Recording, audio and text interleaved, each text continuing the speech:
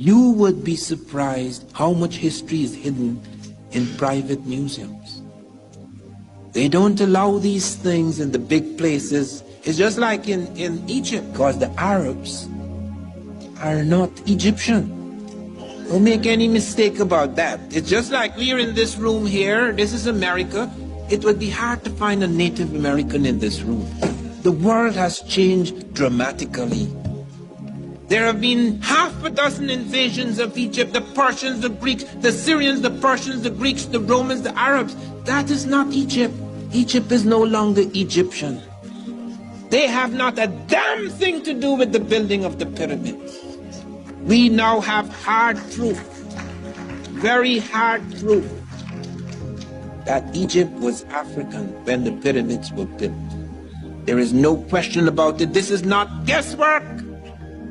This is not theory. We found the skeletons in the ancient graves. We found sculptures, which you'll never see when you go to Egypt. They don't put those things on display. But now we have the hard proof. And I'll deal with that later when we come to deal with the Egyptian section of this lecture. But I appeared before the Congressional Committee and I presented 12 witnesses, all European. Because they're going to say I'm Afrocentric if I show them this African said this. No, no, no. I'm going to take the very people that you think you will listen to. Columbus is the first person. I said, that's how I began. I'm not the first person to suggest there were Africans in America before Columbus. Christopher Columbus is the first person to say that. He actually says in the Journal of the Second Voyage that when he was in Haiti, Native Americans came to them and told them that black-skinned people had come from the south and southeast trading in gold-tipped metal spears. Columbus may or may not have believed, but he actually collected samples of these spears. They were sent back to Spain. They were meticulously, microscopically examined in Spain. And they were found to be identical, not just similar, identical with spears being forged in African Guinea. Of 32 parts, 18 were of gold, 6 of silver, and 8 of copper. Not only were they identical metallurgically, the words the Africans were using for these spears were the words the Americans were using. African word for gold, Ghana. That's why it's called Ghana. Gold Empire, the Golden Empire.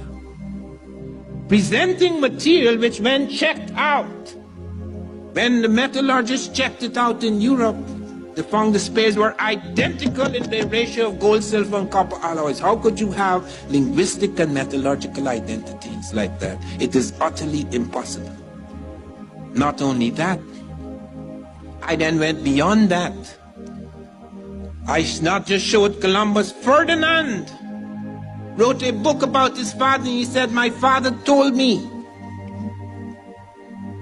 that he saw Negroes north of Honduras. Columbus knew what a so-called Negro looks like. He was in Africa. That's how my book began.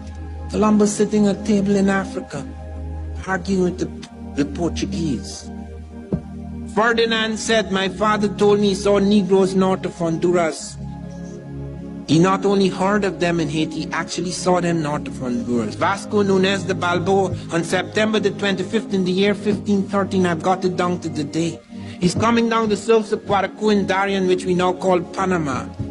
And he and his men saw 2 tall black men among the Native Americans. They are startled. They haven't brought no black people there. Several of them commented it. Peter Martyr said they must have been shipwrecked. Then he also said they were Ethiopians. Well, Ethiopians, the word Ethiopian is not used for people of Ethiopia. The reason why Ethiopia gets that name, Ethiop means burnt skin. People of burnt skin would generally call them Ethiopians. So it's not referring to Ethiopia. Peter Martyr said they must have been shipwrecks. Lopez de Gomara said these blacks Balboa saw in the Indies were identical with the blacks we saw in Guinea. Rodrigo de Colmenares saw blacks